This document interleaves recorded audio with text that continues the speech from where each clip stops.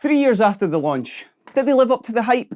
Let's revisit the Fender American Vintage II line.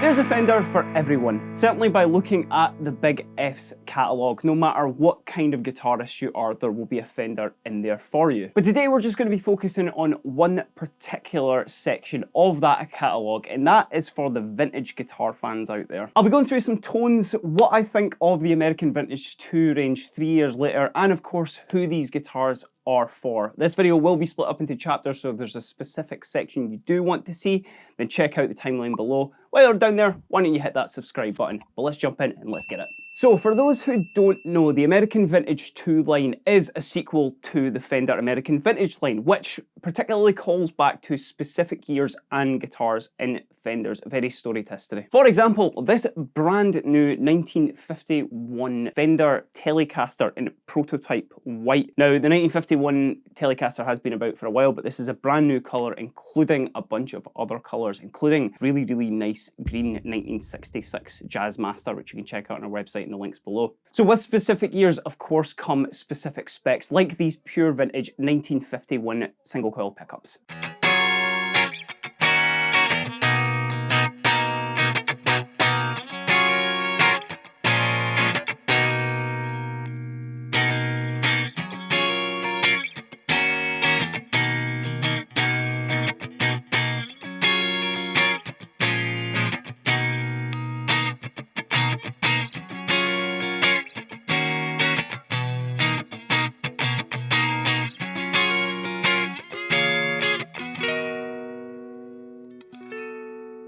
Now that is one thing that I personally love about the American Vintage II line, not only the sort of like historical aspects of these guitars, you know, they cover 30 plus years of Fender's history, but it's actually like how different some of them can sound. So for example, this 1951 that I've been playing in my lap sounds completely different to this 1963 that I've got on the rack here. Check this out.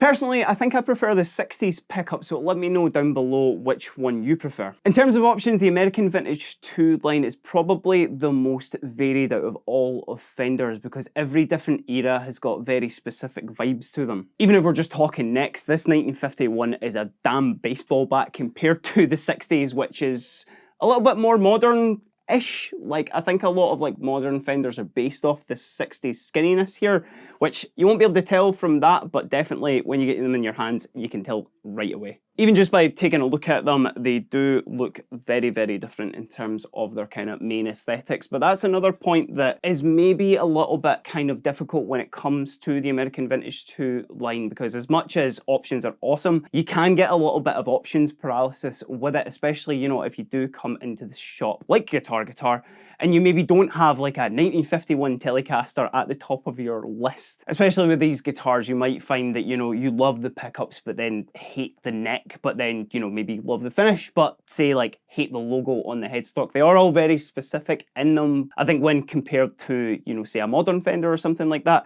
you can totally tell the differences that go into these. But circling back to one of the reasons why I particularly like these guitars, just because they have vintage in the name doesn't mean that they can't handle modern tones. Which of course, during these demos is always one of my favourite parts, is when I get to throw my distortion on.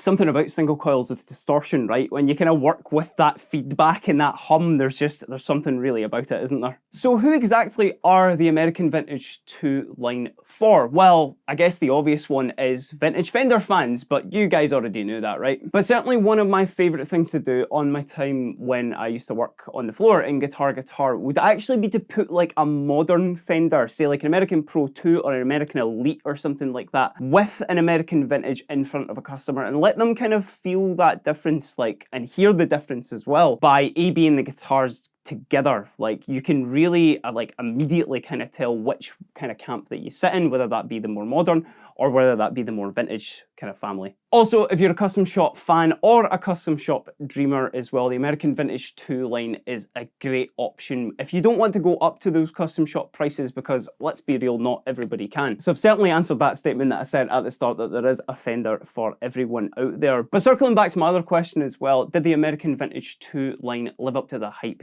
3 years later?